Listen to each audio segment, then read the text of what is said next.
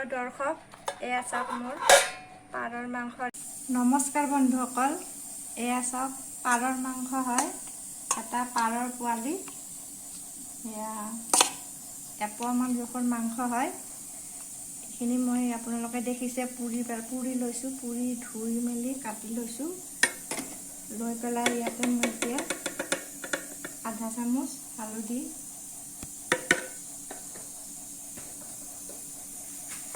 আৰু এয়া আদা নহৰুৰ পেষ্ট 1 চামুচ, এয়া মিঠাতেল 1 চামুচ। মই এইখিনি ভালদৰে মিক্স কৰি সানি ল'ম।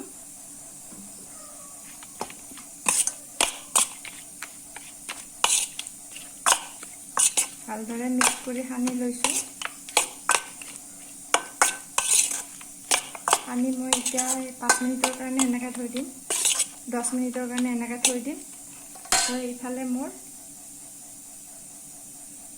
এয়া মোৰ কেৰাহী গৰম হৈছে। ইয়াতে মই এপোৱা মাংসৰ জোখত একৰছৰ বেছি নিদিওঁ, এয়া মিঠাতেল দিলোঁ। কেৰাহী মোৰ গৰম হৈ আছিলে, গতিকে তেলখিনি গৰম হ'বলৈ বেছি দেৰি নালাগে। ইয়াতে মই লং 2টা আৰু গৰম মছলাৰ টুকুৰা আৰু ইলাচি এটা দি দিছোঁ। ইয়াতে মই লং আৰু গৰম মছলা আৰু ইলাচি 2টা দি দিছোঁ।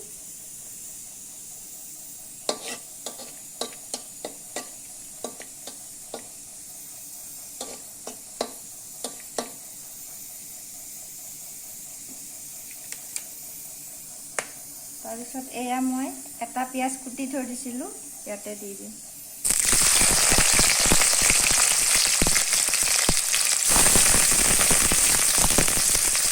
এটা পিঁয়াজ কুটি থৈ দিছিলোঁ, ইয়াতে দি দিলোঁ।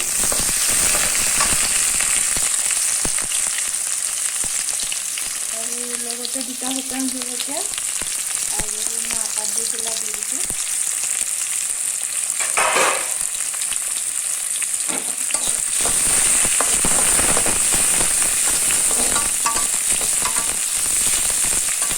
এতিয়া মই ৰংচঙা হোৱালৈকে ভালদৰে ভাজিম।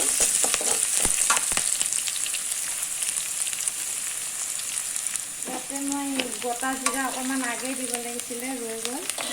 পিঁয়াজখিনি চাইড কৰি ইয়াতে গোটা জিৰা অকণমান দি দিছোঁ।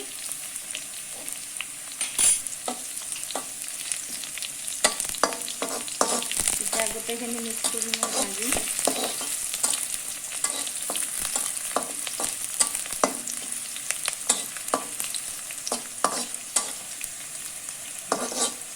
পিঁয়াজখিনি মোৰ প্ৰায় ভাজা হৈ গৈছে, কমাই দি এইখিনি ভাজিছোঁ। ধুনীয়াকৈ গৰম মছলা, পিঁয়াজ, মাহপাত ভাজা হৈ গৈছে। এতিয়া মই ইয়াতে 2টা নহৰু আৰু আদা এটুকুৰ অকণমানি ইয়াতে আৰু পিঁয়াজ এটা, এইখিনি গোটেই মিক্স কৰি মই বটি লৈছিলোঁ। এতিয়া মই ইয়াতে ঢালি দিম।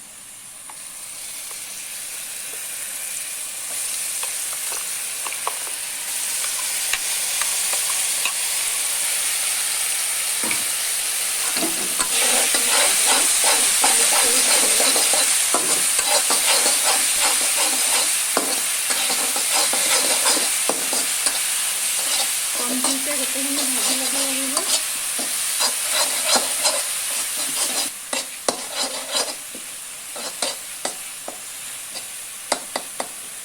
এনেদৰে মই 5 মিনিটৰ পৰা 10 মিনিটলৈকে কমপ্লিট ভাজি ল'ম।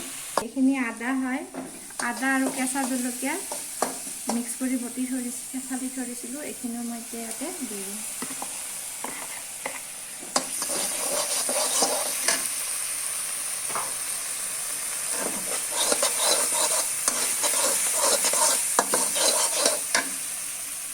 এইখিনি গোটা জালুক হয়, 10-12টা ফালি দিছোঁ, মিহিকৈ বটা নাই। এইখিনি আকৌ মই একেলগে মিক্স কৰি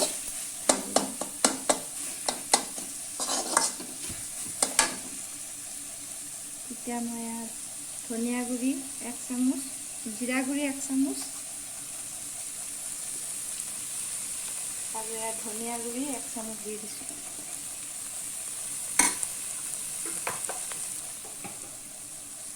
আকৌ মই এইখিনি ভালদৰে ভাজি ল'ম 2 মিনিটমান। মোৰ জিৰা গুড়া আৰু ধনিয়া গুড়াখিনি ভাজি পেলাই মই একেলগে গুড়া কৰি থৈ দিওঁ, গতিকে ভাজা হয়, ভাজা জিৰা গুড়ি হয়, গতিকে বেছি যদি ভাজিব নালাগে। এইখিনি মোৰ প্ৰায় হৈ গৈছে ভাজা।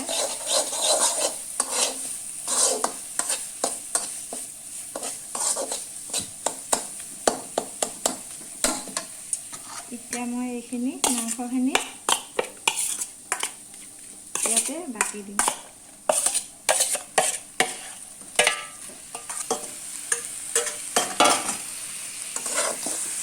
ঘৰৰে পাৰ হয়, এই লকডাউনৰ সময়ত ভাবিলোঁ আপোনালোককো বনাই দেখুৱাওঁ, আমিও অকণমান জুতি লওঁ। সাধাৰণ চব্জি আৰু গাৰ বিষ হ'লে এই পাৰৰ আঞ্জাৰ জোলখন খালে খুব ভাল হয়।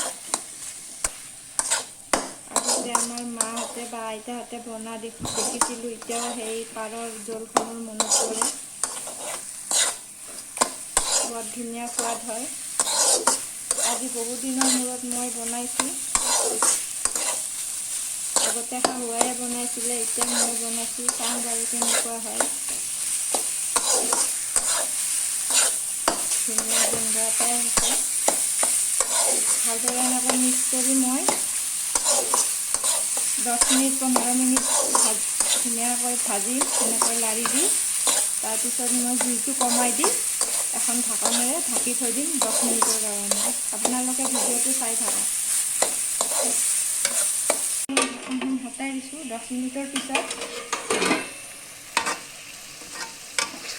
ইয়াতে মই এটা আলু সৰুকৈ কাটি পেলাই ইয়াতে দি দিছোঁ।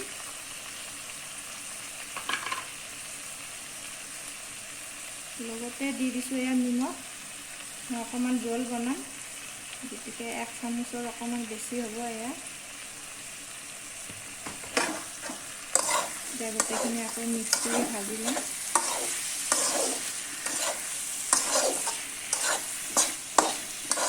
আগতে মই হালধি সানিছোঁৱে, হালধিৰ গুড়ি দিছোঁৱে, গতিকে এতিয়া মই অকণমানি দিম। এয়া অকণমানি হালধি গুড়ি।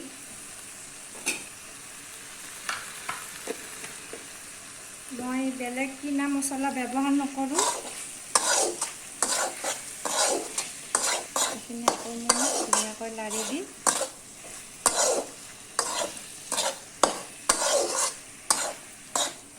আলুখিনি সিজালৈকে মই আকৌ 10-15 মিনিট ঢাকন দি থৈ দিম।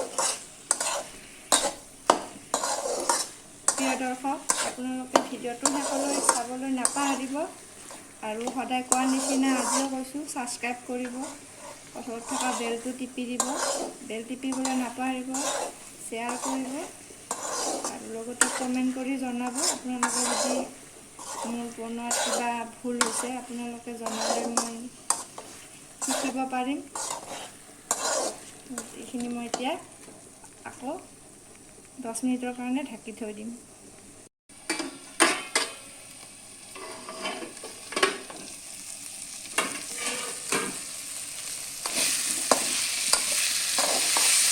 মাংসখিনি মোৰ প্ৰায় সিজি আছে,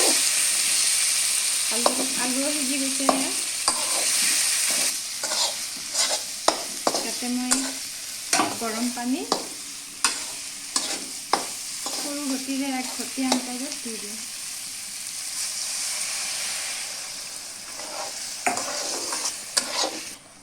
আৰু 1 ঘটি দি দিম মই। এয়া 2 ঘটি, তাৰপিছত মই গৰম পানী দি দিছোঁ। এইখিনি মই আধা ঘণ্টাৰ কাৰণে উতলিব দিম। তাৰপিছত মোৰ পাৰৰ মাংস ৰেডি। মাংসখিনি হয় মানে মই আপোনালোকক এটা ধুনীয়া বস্তু দেখুৱাম, ভিডিঅ'টো শেষলৈ চাই থাকক। এইটো চাওক, এইটো নাইট কুন, মই আৰম্ভণি কলিৰ পৰাই মই ভিডিঅ' কৰি থৈ দিছোঁ।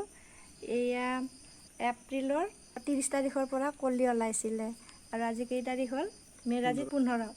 আজি মে'ৰ 15 তাৰিখ। এয়া চাওক কি ধুনীয়াকৈ মোৰ নাইট কুন ফুলিছে। প্ৰিয় দৰ্শক, এয়া চাওক মোৰ পাৰৰ মাংস ৰেডি। এয়া চাওক পাৰৰ মাংস ৰেডি। এনেকৈ আপোনালোকেও ট্ৰাই কৰিব। আৰু আজি আমি